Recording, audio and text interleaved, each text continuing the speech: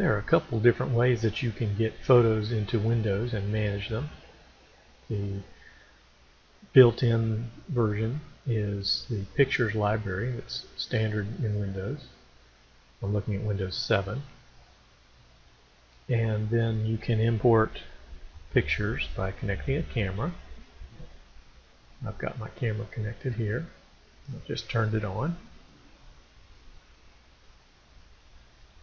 And then I'm going to right click on the camera and choose Import Pictures and Videos.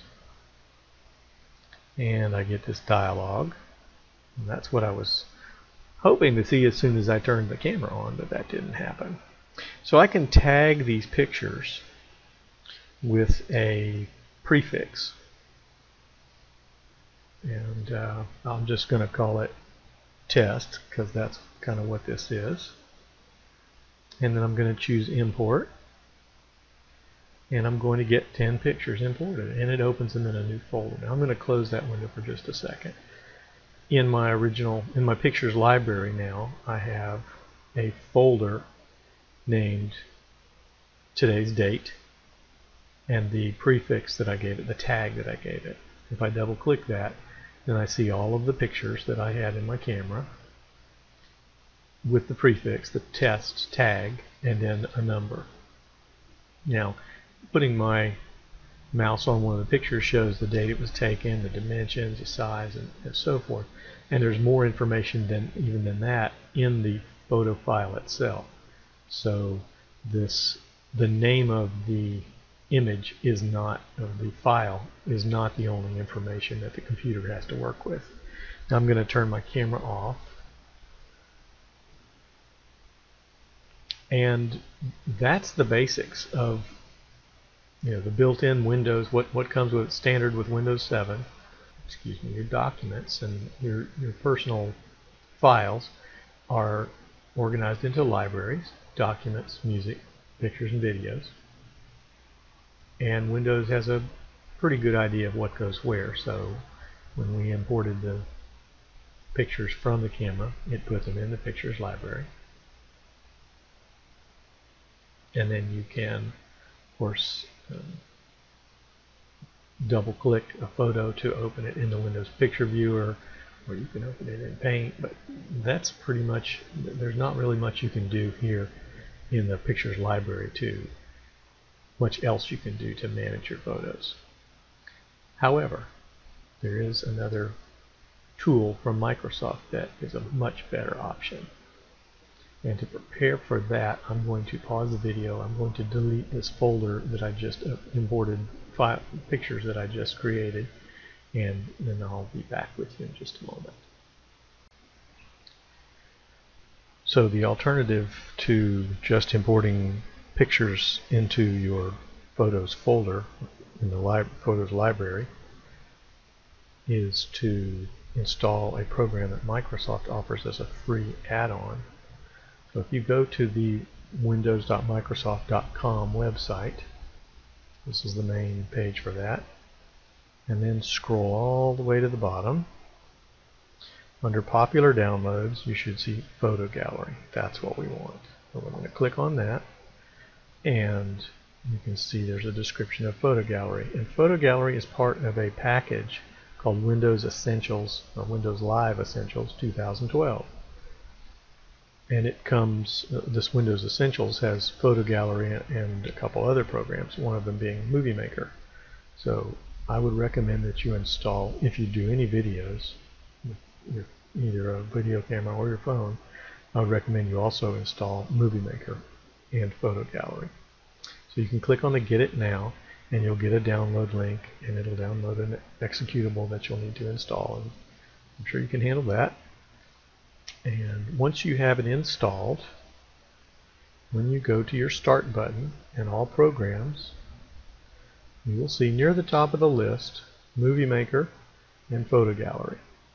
They're not in a separate program group because they're Microsoft programs. They're right at the top of the list. So you single click, left click on Photo Gallery to start that program, and it looks like this when it's running.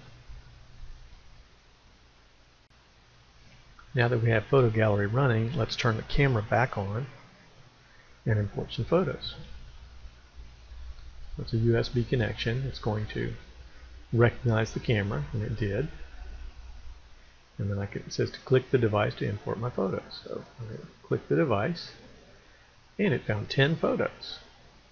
Review, organize, and group items to import. So we have a bit more choice than we had with the straight Windows import. Click Next.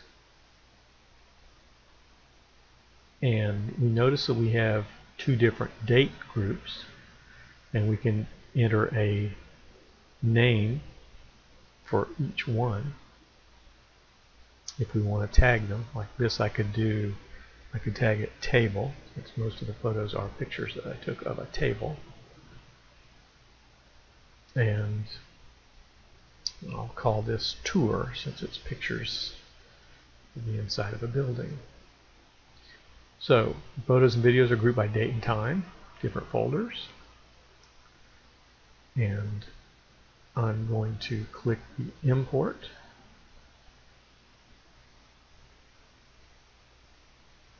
Now, here we are. So they're all grouped according to November in Photo Gallery. If we go back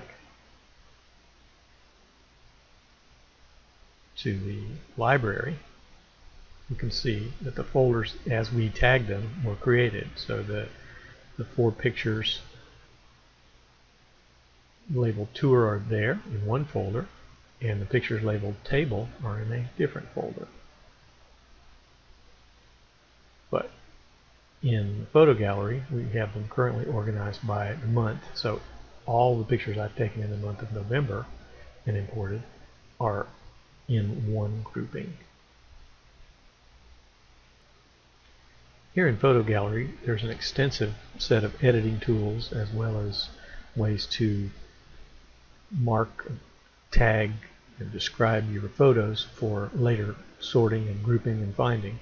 And that is going to be beyond the scope of this video, but just a very quick look. If we want to edit a particular picture, we would double click it, and we automatically see we are in the editing mode, and we can do things like rotating the picture. We can crop it, retouch or straighten it. For example, there, that made a change. I'm going to click the revert to original so you can see the difference. And some of the adjustments are automatic, some of them are manual. For example, if we wanted to crop, we're going to get a box that we can then drag around and decide how we want to shape the picture. So if we wanted to